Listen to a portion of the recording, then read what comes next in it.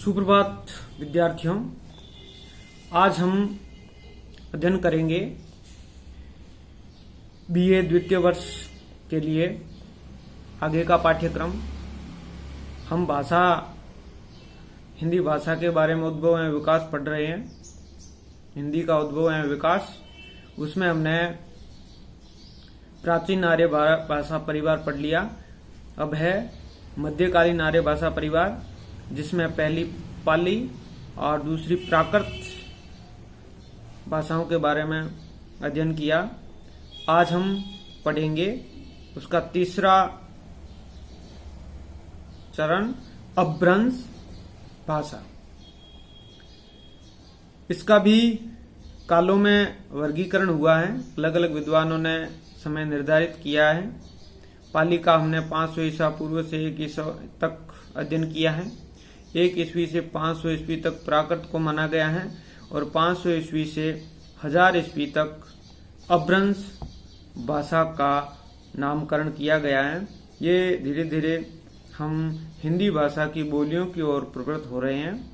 हम धीरे धीरे ये जो भाषाएं हैं इनको पढ़ते हुए हिंदी तक पहुंचेंगे और पता करेंगे कि हिंदी का विकास कैसे हुआ, उसका उद्भव कैसे हुआ। इससे पूर्व संस्कृत, जो वैदिक संस्कृत है, उसके बाद खड़ी बोली हिंदी तक आते आते कितनी भाषाओं ने बीच में अपना दबदबा कायम किया है या रूप परिवर्तन करके धीरे धीरे हिंदी की ओर उन्मुख हुई है। तो सबसे पहले हमने पाली और प्राकृत को मध्यकालीन आर्य भाषाओं के अंतर्गत पढ़ा है। अब अपभ्रंश पढ़ते हैं। अपभ्रंश शब्द का अर्थ है विकृत, भ्रष्ट या पतित। जब प्राकृत भाषाओं में साहित्य रचा जाने लगा और वे व्याकरणबद्ध हो गई, तो धीरे धीरे साहित्यिक प्राकृत और बोलचाल की प्राकृत भिन्न भिन्न हो गई। आगे चलकर स्वतंत्र रूप से विकसित होती हुई उसी बोलचाल की प्राकृत में अपभ्रंश भाषा का विकास हुआ और तत्कालिक जो विद्वान थे, पंडित थे, उन्होंने परिनिष्ठित प्राकृत की तुलना में से विकृत, बिगड़ा हुआ या अपने उच्च स्थान से भ्रष्ट हुआ माना। इस प्रकार अपभ्रंश भाषा का अपना नाम सार्थक हुआ। यह प्राकृतों तथा आधुनिक भारतीय भाषाओं के मध्य की कड़ी है। ये जो अपभ्रंश है, ये प्राकृत और आधुनिक भारतीय भाषाओं के बीच की भाषा है। हमने इसके बारे में देखा। ये अपभ्रंश भाषा का जो काल वो 500 से 1000 ईस्वी माना जाता है, लेकिन जो अपभ्रंश भाषा है वो 1200 ईस्वी तक भी कहीं कहीं उसका उल्लेख हुआ है। तो एक जरूरी चीज बतानी है कि अपभ्रंश भाषा के बाद अवहट एक नाम चला। वैसे अपभ्रंश भाषा को अवहट, अवहत, देश भाषा, देशी भाषा आदि नामों से पुकारा जाता है, लेकिन 1000 ईस्वी के बाद लगभग जो हिंदी भाषा की जो बोलियां वगैरह उनका कसो, हिंदी भाषा की बोलियों और अपभ्रंश के बीच एक कुछ काल के लिए अवहट भाषा जिसे कहा गया, उसको उस रूप में विद्वानों ने उसे अवहट कहा है, जो लगभग 1200, 1300, 1400 ईस्वी तक काव्य में वर्णित रही है। ये अपभ्रंश जो भाषा है, इसका प्रयोग कालिदास के नाटक विक्रम और स्वयं में निम्न वर्ग के पात्र द्वारा इसका उपयोग किया है। और 6ठी शताब्दी में अलंकारवादी आचार्य भामह ने भी अपभ्रंश का उल्लेख संस्कृत एवं प्राकृत के साथ करते हुए इसे काव्योपयोगी बताया। और अपभ्रंश के जब हम बात करें कि क्षेत्रीय रूप, जो प्राकृत के क्षेत्रीय रूप थे, शोरसैनी और अर्धमागधी, मागधी, वैसे ही रूप जो है इस अपभ्रंश के भी माने जाते हैं। जैसे प्राकृत के बारे में मैंने आपको बताया, वैसे अपभ्रंश के 7 क्षेत्रीय रूपांतर माने जाते हैं। शोरसैनी अपभ्रंश, अर्धमागधी अपभ्रंश, मागधी अपभ्रंश, केकई अपभ्रंश, टक अपभ्रंश, ब्राचड़ अपभ्रंश और महाराष्ट्री अपभ्रंश।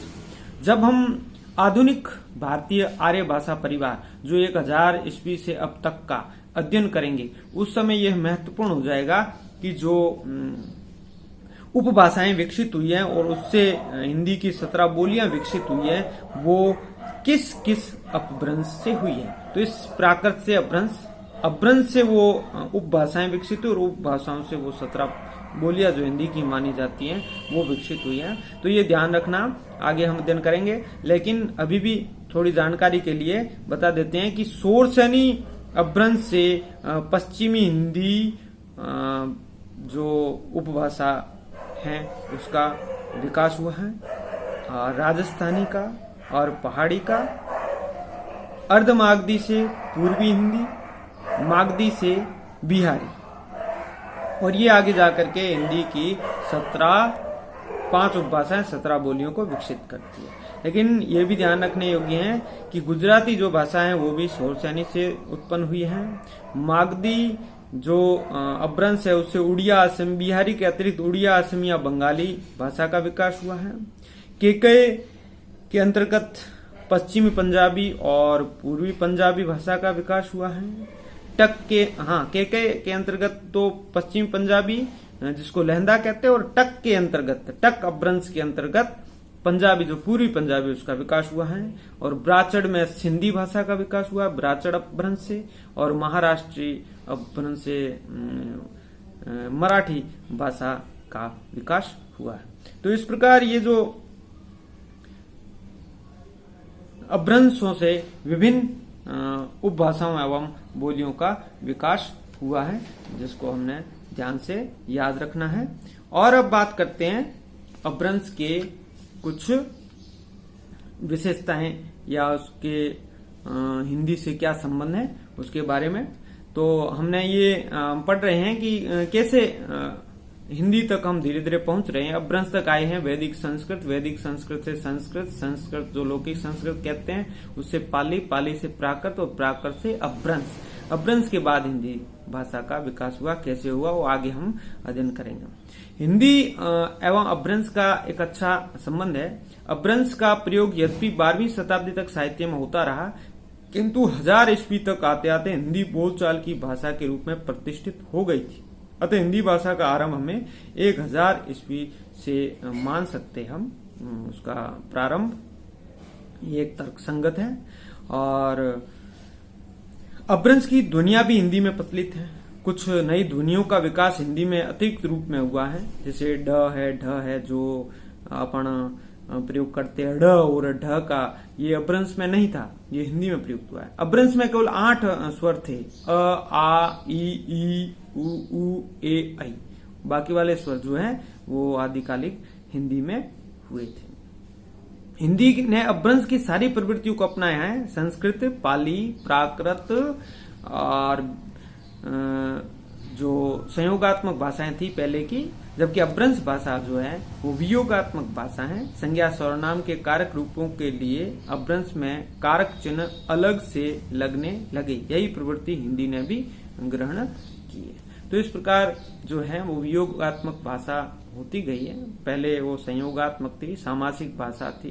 बहुत लंबे लंबे एक ही शब्द में लंबा लंबा पूरा एक ही पंक्ति में वाक्य हो जाता था या एक ही शब्द हो जाता था। धीरे धीरे उसका अलग हुआ और वो वियोगात्मक होती गई।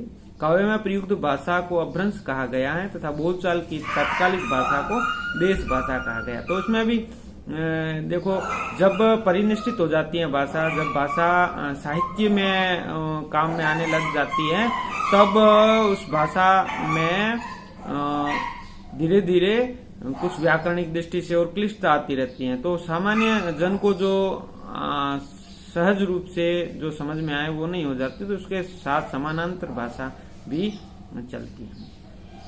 तो ये जो भाषा के बारे में हमने बात की है, और ये भी ध्यान रखनी, ये जो है प्राकृत और हिंदी भाषाओं के बीच की जो कड़ी है ये अपभ्रंश, उसके बीच में जो हिंदी भाषा और अपभ्रंश के बीच की एक कड़ी है अवहट है, और उसका नामकरण अवहट विद्वानों ने दिया है और उसमें काफी कवियों ने भी लिखा है।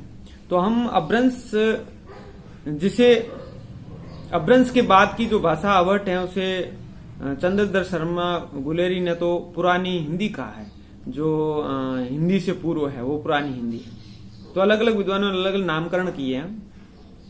अपभ्रंश भाषा के कई अच्छे कवि हुए हैं, उनका भी जिक्र मैं करता हूं और उनकी रचनाओं की बात भी करता हूं।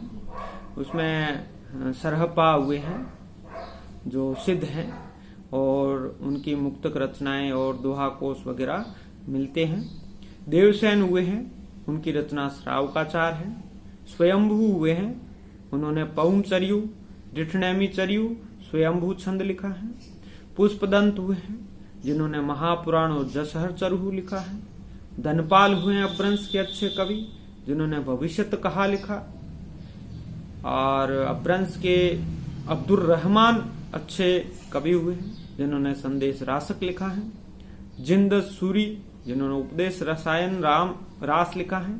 जोइंदू हुए हैं, जोइंदू ने परमात्मा प्रकाश और योगसार लिखा है अपभ्रंश में। राम सिंह ने पाहुड़ा दोहा लिखा है, जो दोहा छंद उस समय भी था और बाद में भी चला आ रहा है लगातार।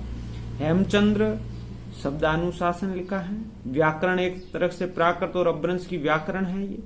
और विद्यापति भी कवि हुए एक, जिन्होंने हालांकि पदावली मैथिली भाषा में लिखी थी, लेकिन कीर्तिलता और कीर्तिपता का कह सकते हैं अवहट या अपभ्रंश भाषा में लिखी है। जो अवहट भाषा है विद्यापति ने भी प्रयुक्त की है। तो इस प्रकार कह सकते हैं कि ये जो भाषाएं हम निरंतर अध्ययन कर रहे हैं, थोड़ा आप ध्यान पूर्वक सुनोगे तो आपको अच्छी तरीके से समझ आ जाएगा। इनकी समय सीमा अलग है, हर भाषा को अलग अलग वर्गीकृत किया गया है और उनसे किस प्रकार की भाषाओं का या बोलियों का उद्भव हुआ है उसका भी वर्णन हम कर रहे हैं। और अवध भाषा के बारे में हमने बात की है। डॉक्टर सुनीति कुमार चटर्जी एक अच्छे विद्वान हुए हैं, व्याकरण के या भाषा शास्त्री कह सकते हैं। उन्होंने विद्वानों ने अपभ्रंश और आधुनिक भारतीय भाषाओं के बीच की कड़ी को अवध कहा है। ये अवध भाषा उन्होंने कहा है। इसमें अधूर रामायण ने जो अवध कहा है और ज्योतिश्वर ठाकुर जो मैथे उधर हुए हैं, विद्यापति हुए हैं और उन्होंने दामोदर पंडित हुए हैं, उन्होंने इन्हें अवध, किसी ने अपभ्रंश नामकरण किया है। तो जो ये अवध भाषा है ये आधुनिक भाषाओं के बीच की कड़ी है, ये माना जाता है। अलग अलग भाषा परिवार जो है क्रमबद्ध रूप से पढ़ रहे हैं। प्राचीन भारतीय आर्य भाषा काल में वैदिक संस्कृत, लौकिक संस्कृत, मध्यकालीन आर्य भाषा काल में पाली, प्राकृत और अपभ्रंश। अपभ्रंश में कुछ अपभ्रंश की विशेषताएं मैंने बताई हैं और अपभ्रंश जो है यह, इसकी समय सीमा भी इसमें बताई है 500 से 1000 ईस्वी तक। हालांकि बाद में भी भाषा समाप्त नहीं हुई है। ऐसे कोई भाषा अचानक किसी पर समाप्त नहीं होती है, पर विद्वान लोग जो हैं उसका मानकीकरण कर, उसका समय विभाजन करते हैं हमारी सहूलियत के लिए कि हम अच्छी तरीके से उसे पढ़ सकें। तो इस प्रकार हमने अपभ्रंश और अवध की बात की है। तो ये अवध भाषा और अपभ्रंश भाषा एक ही प्रकार है। थोड़ी सीमा जो 1100 के बाद की है उसमें अवध ले लेते हैं। कोई उसे चंद्रधर शर्मा गुलेर ने पहली बार इसको कहा, पुरानी हिंदी कहा। इसमें भी रचना हुई है, विद्यापति ने कुछ लिखा है, कुछ गोपीनाथ उन्होंने लिखा है, दामोदर कवि ने। तो इस प्रकार आगे की जो भाषाएं हैं जो मैंने जिक्र भी किया है इस अपभ्रंश में, अपभ्रंश भाषा के जो 7 क्षेत्रीय रूप हैं 7, उसमें से जो विकास हुआ है हिंदी भाषा का, उसके बारे में हम अगले वीडियो में अध्ययन करेंगे। आज अपभ्रंश के बारे में हमने अध्ययन किया। आप ध्यानपूर्ण इसे सुनोगे और नोट भी करते जाओगे कि हम भाषा शास्त्र को किस प्रकार समझ सकते हैं। धीरे धीरे जब हम आज तक इस भाषा शास्त्र का अध्ययन करेंगे, इस भाषा उद्भव और विकास का हिंदी का अध्ययन करेंगे, तब आपको अच्छी तरीके से समझ आ जाएगा कि हिंदी कहाँ से शुरू होकर कहाँ तक आती है।